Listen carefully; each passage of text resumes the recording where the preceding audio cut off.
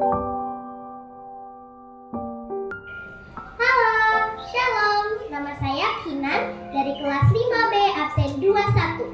Hari ini saya akan menceritakan kisah tentang Daniel di Goa Singa. Kisah ini dikutip dari bacaan Daniel 6 ayat 1 sampai 29. Pada suatu hari ada seorang murid Yesus yang bernama Daniel. Daniel orangnya sangat rajin, dia tekun berdoa. Bahkan setiap saat dia selalu berdoa. Daniel hidup di zaman kepemimpinan Raja Darius. Saat itu Raja Darius mengangkat 3 pejabat besar di kerajaannya dan Daniel termasuk. Karena Daniel dekat kepada raja, makanya raja memilih Daniel untuk dijadikan ketua 3 pejabat besar itu.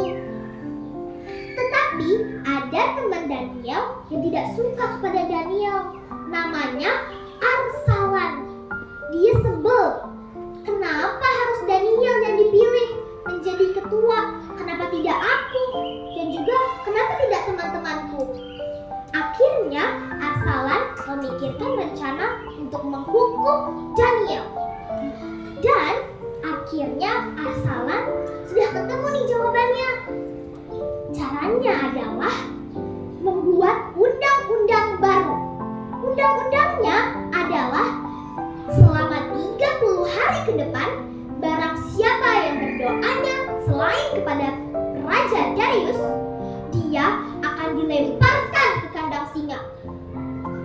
Akhirnya Arsalan mengajukan undang-undang tersebut kepada raja dan raja mempersetujuinya.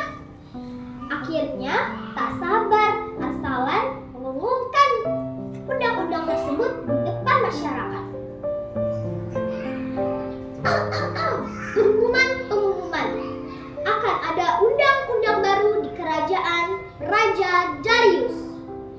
Undang-undang baru tersebut adalah selama 30 hari ke depan, barang siapa yang berdoanya selain kepada raja, dia akan dimasukkan ke dalam kandang singa.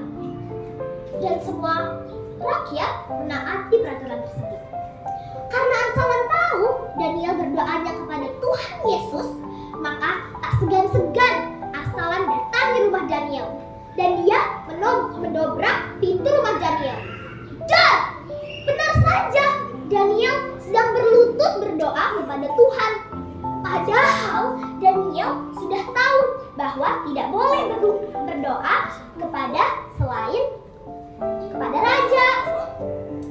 Nah, saat itu Arsalan langsung berteriak menyuruh Daniel, "Daniel, kau ditangkap!" Lalu Daniel sembari berlutut, dia bilang, "Tak apa, Arsalan, aku ditangkap. Yang penting aku berdoa kepada Tuhanku, bukan yang salah." Akhirnya Daniel berlapang dada untuk ditangkap. Kenapa Daniel tidak takut? Karena Daniel percaya bahwa Tuhan Yesus menjagai dia. Akhirnya Daniel dibawa.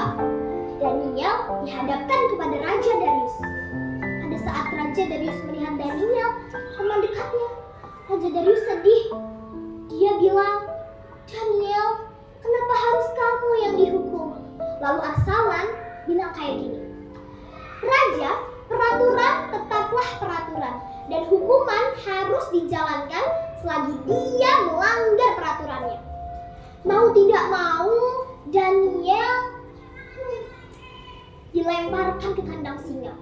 Malamnya, Raja sangat takut. Dia sangat risau. Gimana ya keadaan Daniel sekarang? Bahkan Raja sampai tidak bisa tidur. Akhirnya pada pagi hari, Raja menyuruh prajurit-prajuritnya dan juga Arsalan untuk mengunjungi Goa Singa itu. Akhirnya Arsalan bilang begini, "Tapi Raja, ini kan belum 30 hari, baru juga 1 hari, sebentarlah."